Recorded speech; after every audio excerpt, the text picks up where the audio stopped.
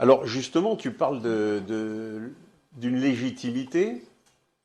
Est-ce qu'un président qui a ce manque de légitimité constitutionnelle selon l'esprit de la Constitution, est-ce qu'il peut se permettre d'aller proposer à des indépendantistes corses, par exemple, d'inscrire la Corse ou de faire rentrer la Corse dans la Constitution? Je ne comprends pas très bien ce qu'il veut dire, mais quel est ton avis là-dessus? Alors, de manière un peu simpliste, on pourrait donc comprendre que la Corse n'est pas française, dans la mesure où il veut la faire entrer dans la Constitution.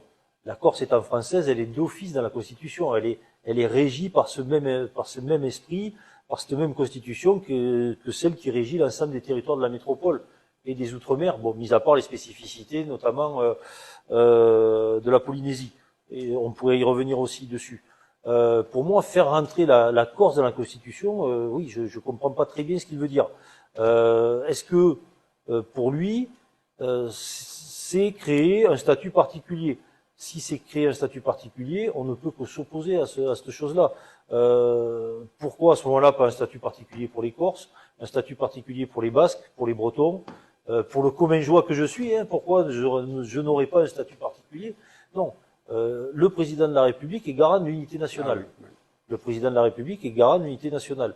L'unité nationale est inscrite dans la Constitution.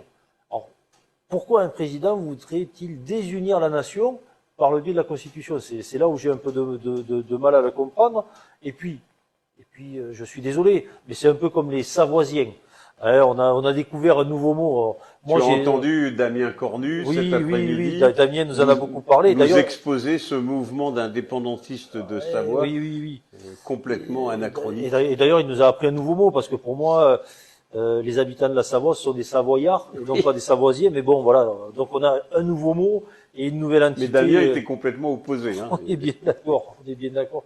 Et donc voilà, donc on se retrouve aussi avec des Savoisiens qui déclarent leur indépendance, mais que ça soit pour les Corses ou que ça soit pour les Savoisiens, quid d'un référendum? Pourquoi est-ce qu'on ne pose pas la question aux gens qui sont concernés? Et pourquoi on la pose pas? Parce que je suis persuadé que les indépendantistes corses ne le veulent pas. Parce que si on posait la question aux Corses, une majorité de Corses serait pour rester dans la République. Mais aujourd'hui, ils n'osent pas le dire. Ils n'osent pas le dire parce que les indépendantistes corses, ce n'est qu'un mouvement mafieux, politico-mafieux, c'est tout ce que c'est. Et donc, ils gouvernent, entre guillemets, par la peur.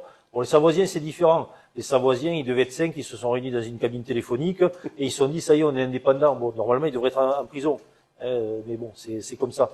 Et d'ailleurs, pareil pour les Savoisiens, je leur rappelle juste qu'ils sont français que depuis 1860, mais suite à un référendum. Donc, organisons aussi un référendum dans les deux Savoies, et je pense qu'on aura une bonne partie de rigolade. Excellente proposition. Alors, cette constitution qui existe depuis 1958, donc ça fait 66 ans qu'elle garantit une certaine stabilité. On veut y rajouter des gadgets, on laisse parler, on veut y intégrer une certaine forme d'autonomie régionaliste.